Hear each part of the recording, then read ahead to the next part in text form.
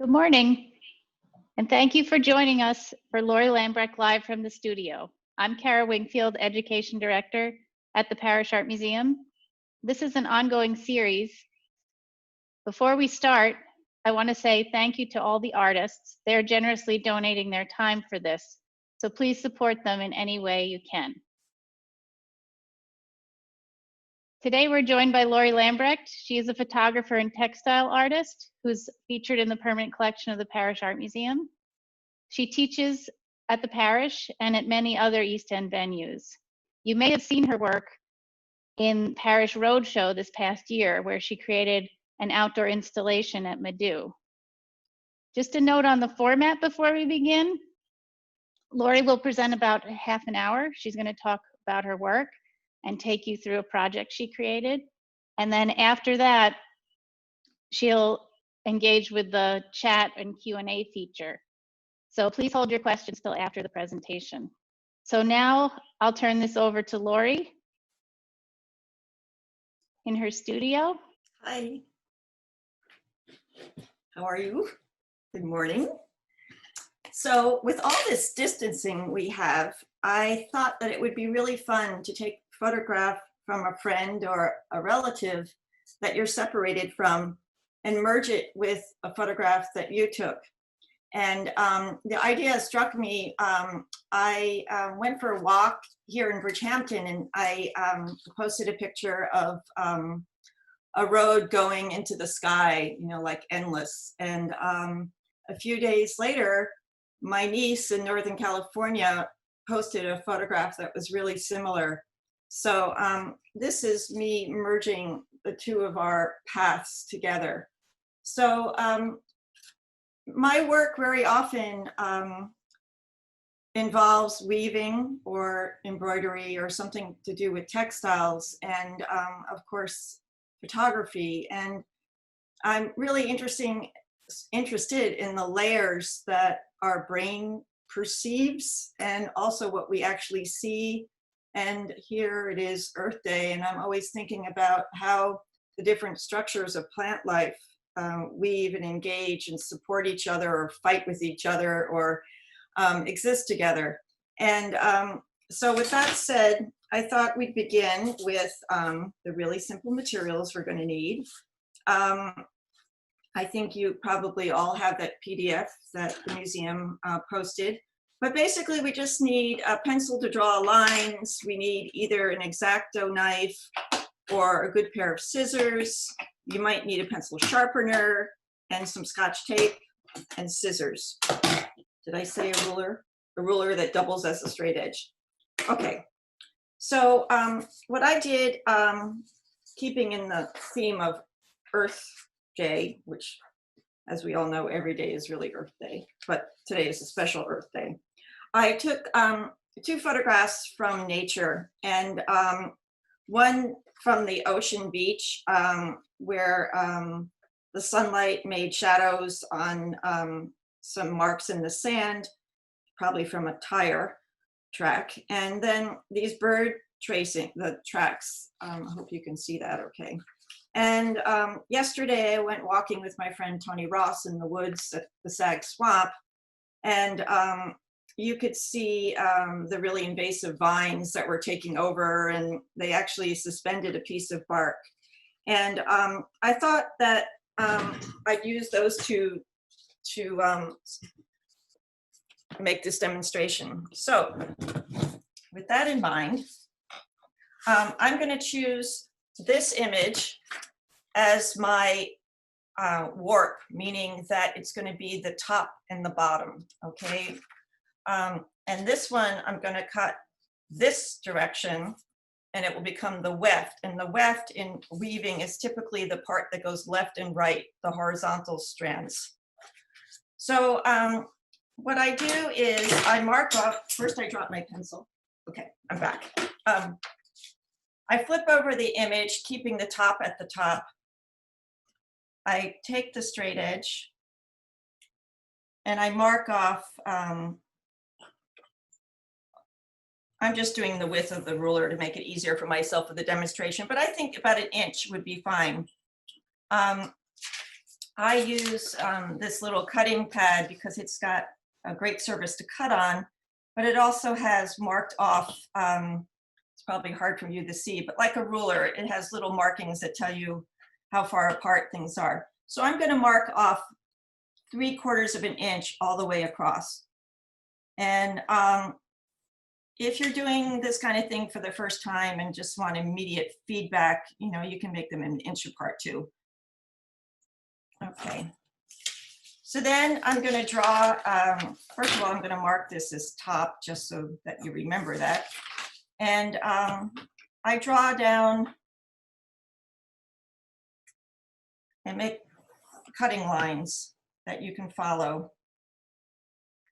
I think some of you actually got the instructions for this yesterday and maybe have even prepared up to this point. So if you do that all the way across, then you'll be ready to cut. And the thing I should mention is that if today, if you just want to follow along, the instruction sheet that I gave you really is a great step-by-step, I think. And if you have questions, you can ask, okay? All right, so fess up. How many of you are still in your pajamas today? Ha! I knew it.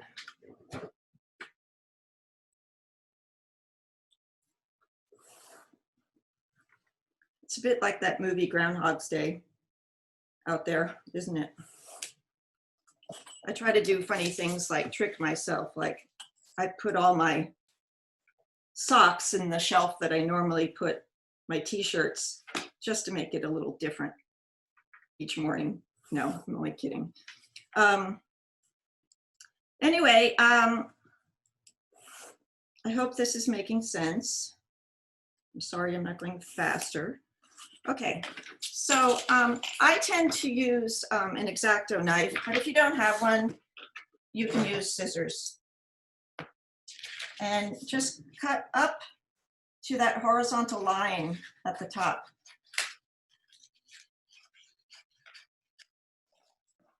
All the way across.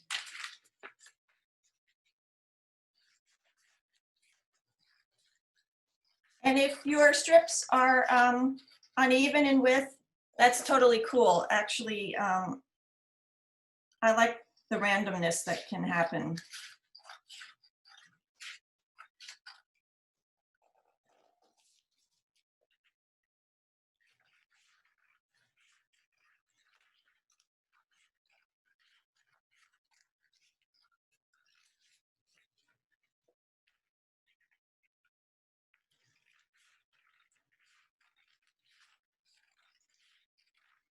So I want to say hi to my friends all over the place. I have some friends that I think are online from London and Scotland and places like that.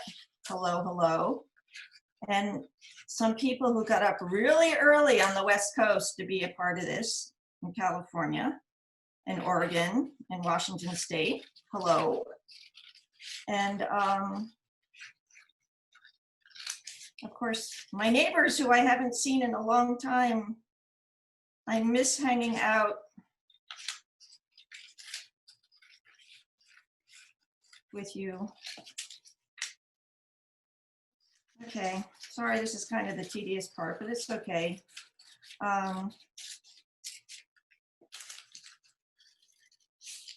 So it's gonna end up looking kind of like that.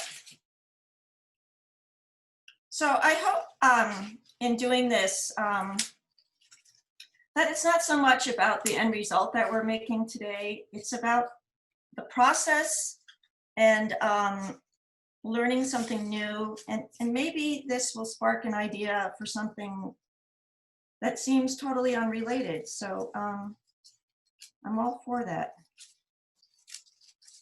And I know some people said they didn't have access to a printer. If you want to use magazine cover, because that's like a thick stock of paper and sometimes a strong image, that's fun to do too. Okay, so you can see what's going to happen. Like the colors are going to start to integrate, and things that are chaotic mix well with the things that are really smooth. Okay, so the other side, the stripes are going to go the other way. So again, I'm going to mark them off about 3/4 inches. And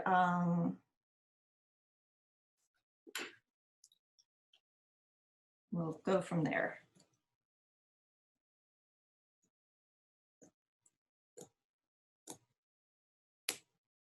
And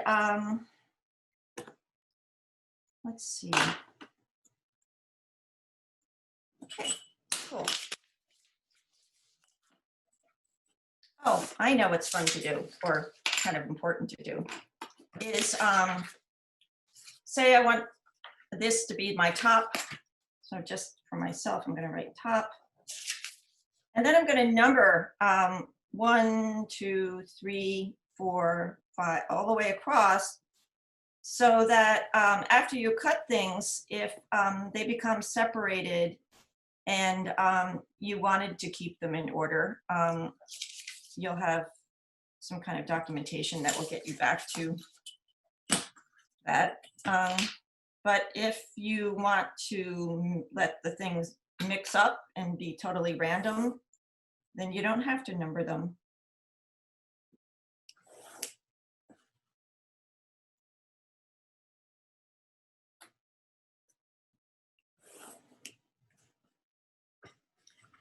Okay.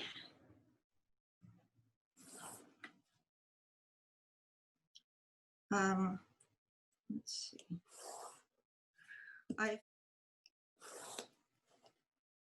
So a lot of the work I did at Madhu involved weaving for the Parrish Roadshow. And there I actually printed imagery of the garden on linen and other fabrics, and did the same kind of process where I cut them up, but I actually wove them on a loom. Okay. So I'm going to cheat and go off screen and cut this, but I'll be back. Okay, I'm back already. See that? It wasn't long. So strip number 1, I like to trim the white. If you have a white border, I like to get rid of that now.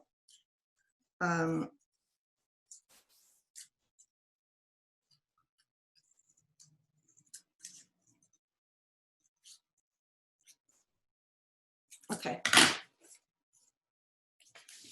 So we take our little dangly thing.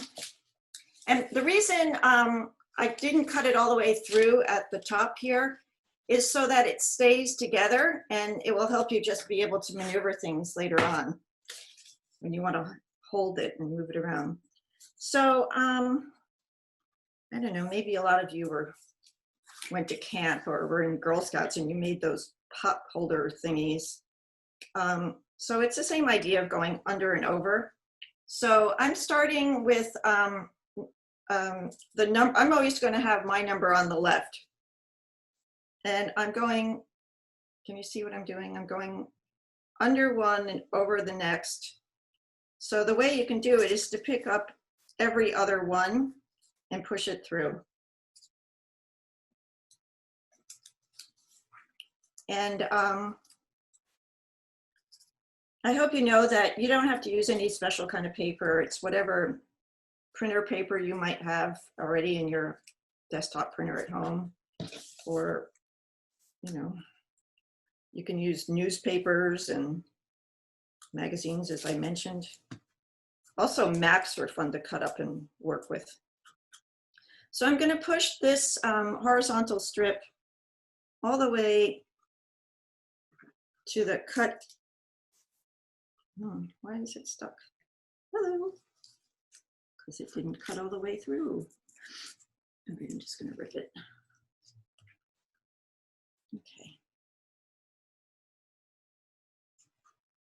So for me, the important thing and when I work is that it's straight across, you know, it's not leaning one way or another. Okay, so the next one is strip number 2, and we're going to alternate whatever was under is now over, and we're going to go across, picking up every other warp thread, which is the up and down strip.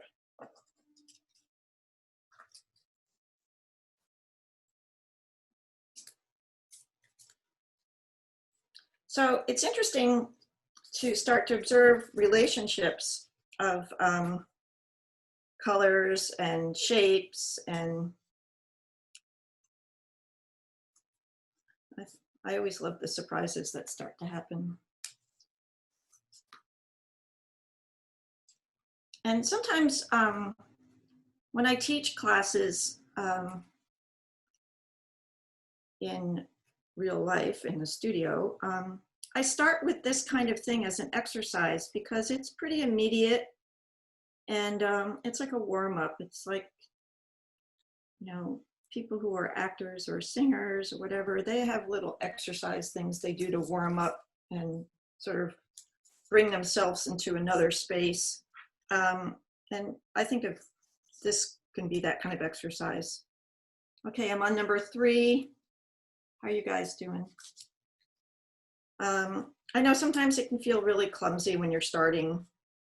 I've done this a bit, so I get to be kind of speedy at it. So, and I'm also feeling time pressure to get this explained as fully as possible in our time allotted. Yeah. Does everyone see what I'm doing okay?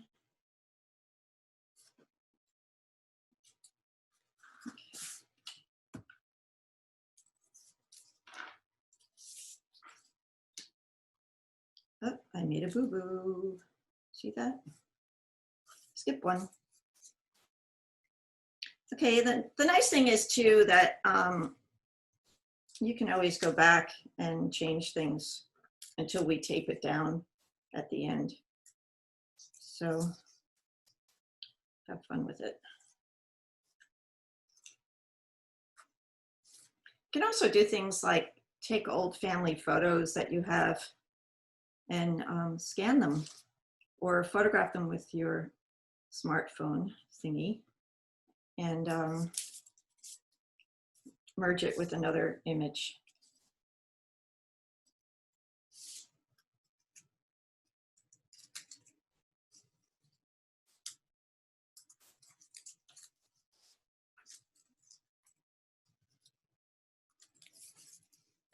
Okay, I'm probably going to get rid of this little sliver on the end here because it's annoying me. There, done. Okay. All right, how are we doing? Okay. So we're going to keep going, and I'm going to cut some more now. I'll be right back.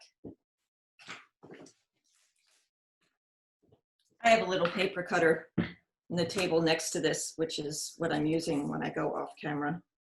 Sorry, I'm just trying to do this quick.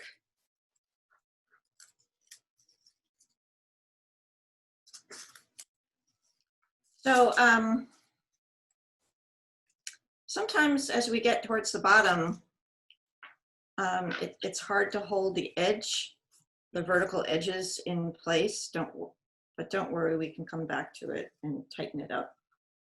What I'm doing with my thumbnail is pushing the weft, which is the horizontal piece, up as tight as I can to the one above it, but not so tight that it starts to bend. The cool thing to remember about weaving is that you're not really literally pulling it through. You're actually coming up and over, and so there's some space that is made, which is why woven things have a texture.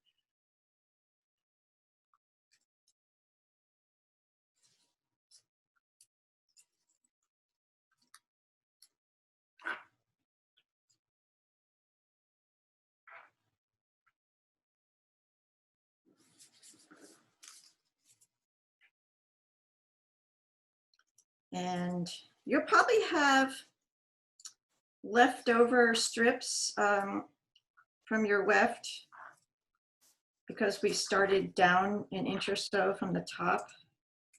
And also they take up a little space in between. Look at that, we're almost there, yay. So the reason I've suggested using the Scotch tape, transparent tape, is that we can hold it together at the end. So all these pieces stay where you want them to be.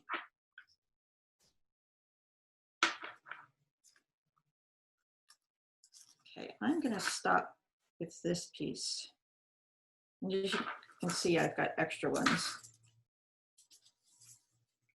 So I'm gonna try to even these pieces a little bit, if I can, so that they're all flush to one side. Sometimes that can't happen, but let's see. And carefully, I'm going to turn it over. And again, try to line up the strips from the back with your fingernail and tighten it up a little bit, even it off.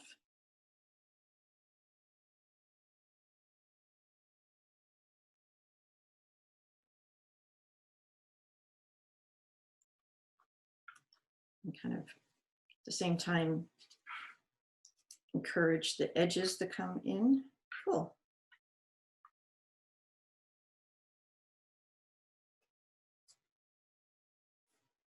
Alrighty. So now I just take pieces of the transparent tape and put it along the edge of your piece so that you're catching the interlocking pieces, and so that they'll hold.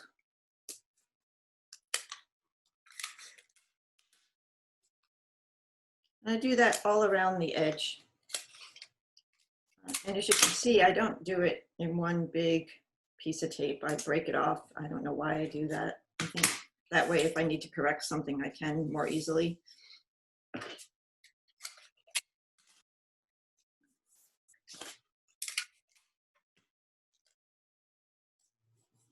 Okay, so it ends up looking something like this, which maybe it's not the most effective use of this technique, but you know, it's still interesting.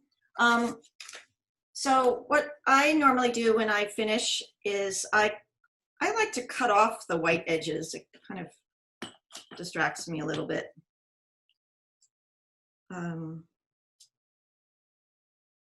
Depending on your printer that you made the image with, you might not even have a white edge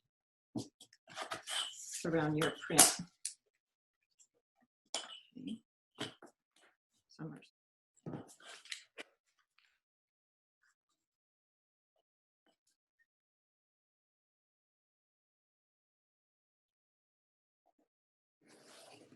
So you could also do things like, if you didn't want to use two photographs, you could use something different for part of the piece. Like maybe it's something that's got text written on it. Or maybe it's just a solid color piece of paper. Or maybe it's a piece of paper you actually painted and cut up.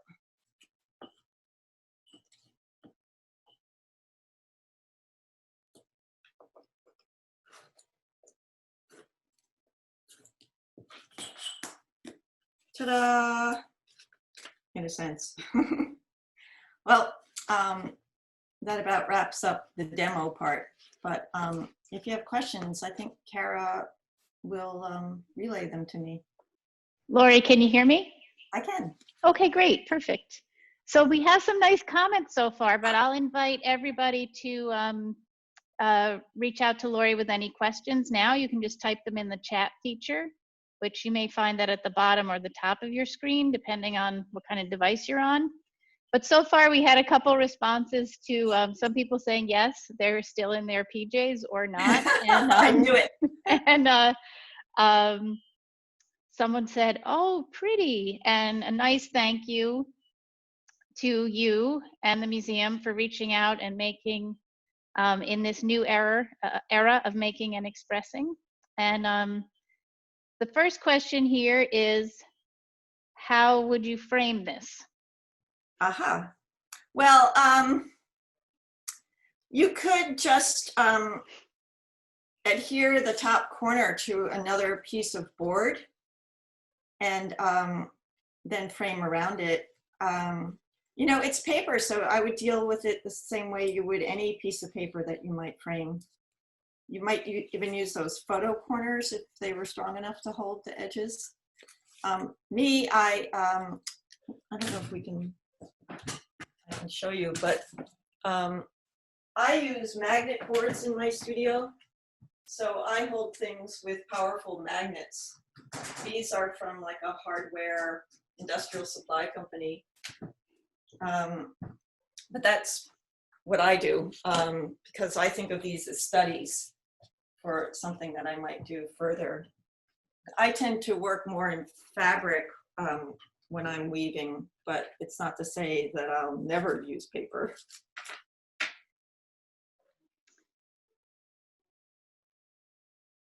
I can't read the questions, so you'll have to ask. No, it's okay. I'm reading them. I'm about to tell you. So someone asked, what's the board on the wall that you use magnets on? So I guess what the board it's from an is industrial supply company, and you just have to make sure that you know, it will adhere to magnets, that it doesn't have some kind of coating on it. But I'm trying to think of the name of the company. I think it's called Apex or something like that, that I got them from.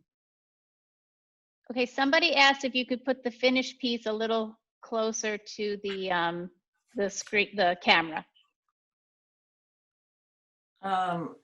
Let's see, the light's hitting it in a funny way. Maybe if I turn it that way. It looks, we can see it better. Looks great. Okay.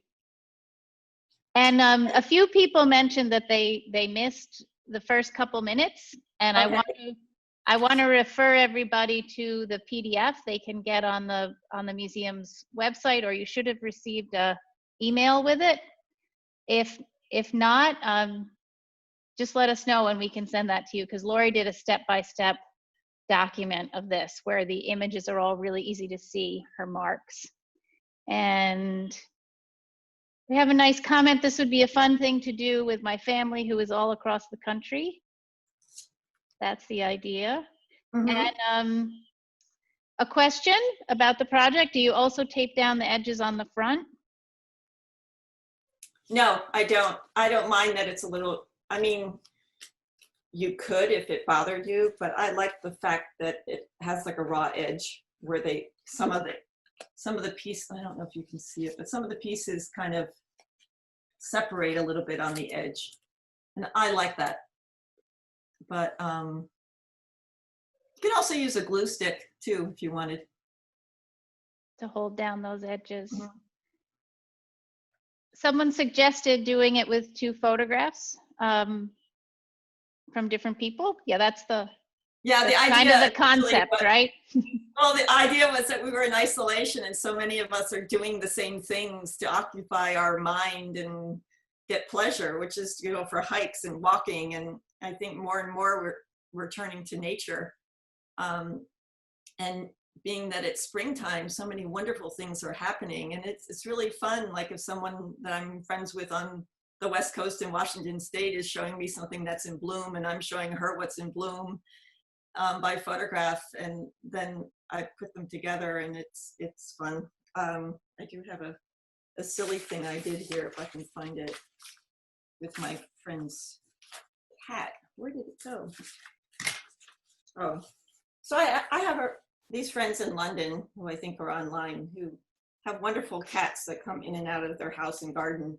And I just I don't know, a lot of you may know that I made these knitted rocks over the last couple of years, and the really colorful bits in there are from my knitted rocks, a photograph of them, which I can show you a photograph of. These are my my knitted rocks. And so anyway, it was just a fun way to do something silly and reach out, thinking about pet rocks and pet cats. We had hello from I think the family of that cat. Yes, It said yes. David and Dexter. Yes, Norville, I guess is the cat's name. Yes. Norville, that's our cat. World famous now. At least that eye is, right? We had a nice question about if you could say a little bit more about how you choose pictures that you feel would work well together. So your example had two similar pictures, but in this one you chose two quite different ones. The one that we did on the PDF is two similar pictures, but you can do things that are really different. I mean, I think it's a great way to investigate what things would look like, because I mean, it took a half hour to do this, right? And I think, like for instance, when I did the one of the cat, I thought Norville's eye was so amazing. So I did work it out so that it was going to be an over piece so that the eye would show. So it was the third horizontal weft down. And so I worked it out knowing where that square would land. You can do that kind of thing. I'm sorry I don't have more finished ones to show you. I left them in my house, of course. But I have neighbors, Ava and Abby, who I've been walking with a lot in the beginning of our shutdown. And it would be fun to come home and look at the photographs that each one of us would post on Instagram. And that's how one of the first ones I did, I think, was a picture from Abby's landscape merged with my landscape. And I don't know, it's just a fun way to communicate in a different level. So I have another question. If you could show some of your other work, or just anything that might be on view in the studio and how it relates to that. In the background, I have these photographs, which I guess I could bring closer. This is work called Jungle Road that I did in Captiva, Florida, I don't know, 5 years ago or something. And I was so impressed with the landscape there and how it reminded me of textiles and of knitting that I had done. And so that was something that reintroduced to me my need for the tactile and to touch things. And that got me knitting again. And over, well, maybe it's far away, but so this is, this led to me knitting in response to the landscape. And I started knitting small pieces that were about that size. And then I would photograph them to make prints out of. So in a sense, they became my source material. The knitting wasn't the end result. It was the subject for something that I was going to make a print out of. And that led to me starting to weave. And all along I had been, I've always been paying attention to trees throughout my visual artistic making career. And so I realized I had all these wonderful pictures of bark, and I started thinking about bark and bark cloth, and that led to me working on a whole nother series, which, yeah, this is part of. And then I started embroidering into photographs like that. And then I started weaving again. So I'll be right back. I'm here. I swear I'm here. So I just started weaving a lot, just making little pieces, experimenting with textures and interaction of color. From the knitting and me spending time in nature, I started this series in Norway where I was knitting and covering rocks with what I knit. And it was interesting for me because I started to really investigate people who were small producers of wool, people who raised sheep, and people who spun the wool, people who dyed the wool. And I really started to think about sources, like where things came from. And so I was looking at materials when I was in Norway of wool that came from that part of the world, and then thinking about covering the rocks with it, just really thinking about the integration of so much in life, where things come from and where they go. And that led for me bringing them back into the landscape and photographing them where they came from, mixed in with the moss and different things that happened. That's what that is. And I continue to work on that. I have a project that I've been loosely calling Tide Lines, because it's about things I find along the edge of the high and low tides. And anywhere I go, I mean, I grew up here on Long Island, where I had the ocean 3/4 of a mile one way and the bay a mile the other way. So I've always really loved observing what happens. And you know, this is like a photograph I just did the other day, I love looking at how nature draws and weaves all the time and makes patterns, and things like this, you know. So I think that's kind of what's around. Thank you. You're welcome. So we just have a lot of nice comments thanking you for doing this, thanking you for sharing about your creative process. And I just want to add that that project, we've done it together in some workshops, that it really results in looking carefully at an image. So it's a nice exercise in that, looking carefully and looking at how the little squares get framed, and you notice more about the image. Yeah. So I think to conclude, I'll put that slide up. A few people asked about the hashtag, about your Instagram handle, and I have a slide with Laurie's Instagram and her website where you can learn more about her. And you want to show us one more thing? This is from my friend Brianna Ash, and I think it's a good message for all of us. For everybody. Beautiful. That's a nice way to conclude. Thank you all for joining us.